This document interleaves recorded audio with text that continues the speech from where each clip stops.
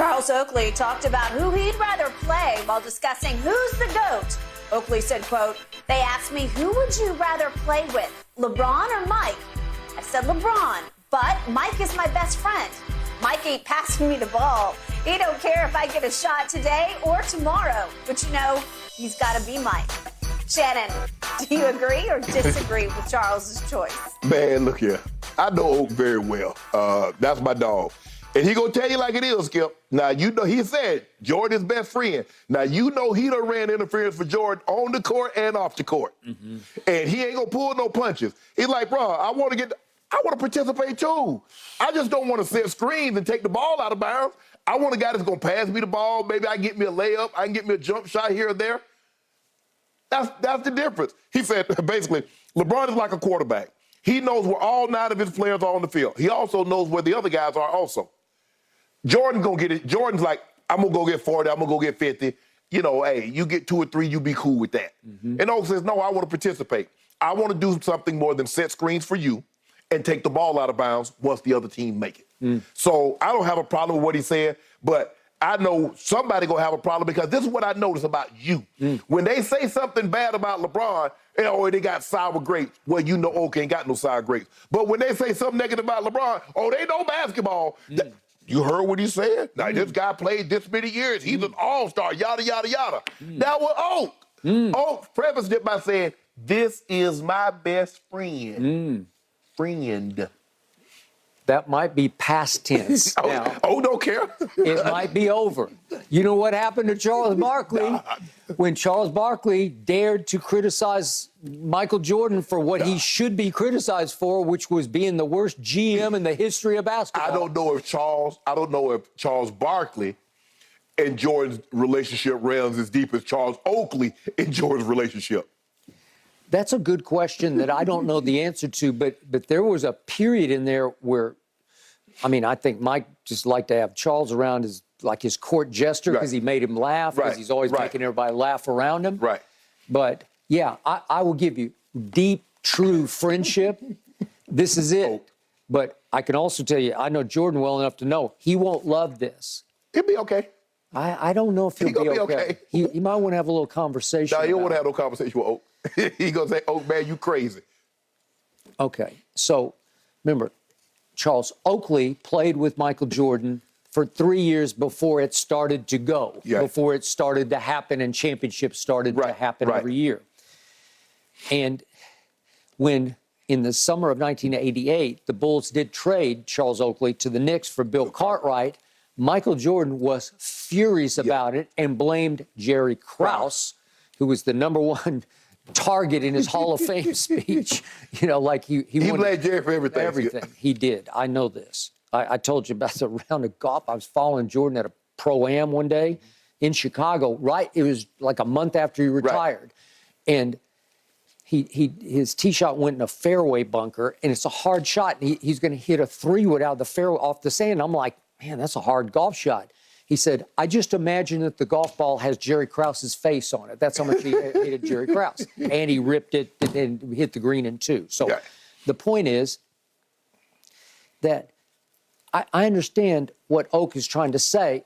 Part of this is tongue-in-cheek, but I'm not being tongue-in-cheek when I tell you or ask Charles Oakley, do you want to score or do you want to win? Right. Because if you want to win, I want to be with the other guy. Not that LeBron hasn't won his fair share, but he's 4 and 6 in the finals, which means he has lost as many finals as Michael won, 6 and 0 in the finals. So for Oak to say that, I get it, but that's like wrong-headed. It's selfish to a fault where you're saying, I want to shoot. Well, do you want to win or do you want to score? But we've seen guys, Skip, guys want to feel like they're participating. You know, there's one thing to like, okay, I'm on the team. We won a championship. Okay, what role did you play? But I was on the team. As opposed to saying, okay, I was on the team, but I played. Even if it's a minor role, I want to feel like I was a participant in us winning championships. Yeah, okay. But Jerry Krause was correct. Yeah. And I think he was influenced, encouraged by Phil Jackson to say, I got it. He was an enforcer, but all of a sudden, Michael had grown up right before your very eyes. He didn't need an enforcer anymore. He was his own enforcer, right? He got bigger, he got stronger. Tim Grover, the great Tim Grover, got him really hitting the weights through the Detroit debacles that he went through, the bad boy Pistons. And all of a sudden, Phil Jackson is saying, I don't think we need Oak anymore. We need a center who can pass the basketball. Right. Bill Cartwright had point guard skills at center.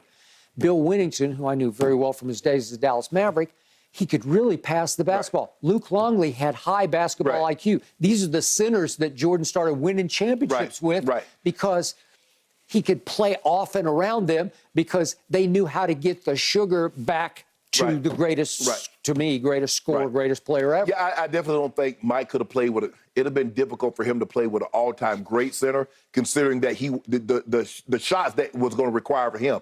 He's playing with centers Bill Wellington, Will Perdue, Bill Cartwright, Skip Luke Longley. Guys, if they got 5 shots, they were happy. And I kept saying, how is he winning with these guys? Because he's Michael Jordan. Right. And he won 10 scoring titles to LeBron's 1 because LeBron can pass the basketball. Right. But just quick point of order. Don't underestimate what Michael could do passing the basketball when he chose to do it, because that one year he averaged 8 assists a game. Yeah. It's hard to average 8 assists a game, but he showed you one time, I think it was his first MVP. Yeah, I think the year he won the MVP. Yeah. I think it was 87, 88. Yeah. He averaged 8 assists, and I'm like, and Phil Jackson used to tell me, he could average 12 assists if he felt like it, but he doesn't. That's not what he does. Right. So the point is that, if it's like what happened to Kobe and Shaq. If you put Michael and Shaq together, I promise you it would be Clash City. It would have been much sooner. Oh, yeah. With Kobe, yeah. Because Jordan was up. Here's the thing. Kobe had to grow into Kobe. Jordan came in, he was already Jordan. He was. He'd been in North Carolina for 3 years. Yeah. Kobe, when he first was Shaq, was 18, right? Yeah. Okay, out of Philadelphia High School, right? Mm-hmm.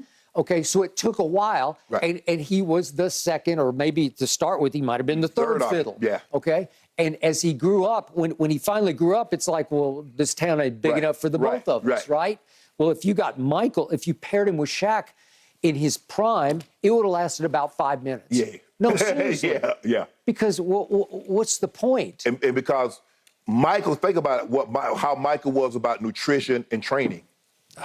He was going to be a lot more difficult on Shaq than Kobe eventually became. And so that was going to be an issue. Yeah. And Kobe, at least early, Kobe was passing the ball. I was like, okay, big fella, hey, go ahead. Jordan ain't doing that. And Jordan's not passing you the ball. If Jordan and Shaq were teammates and they did get into it in practice and Jordan dared to pop him, hey, it would be over. It wouldn't last very long because that'd be one guy. You can hit Will Perdue from Vanderbilt University. You know, I don't even think that thought would even cross Jordan's mind. No.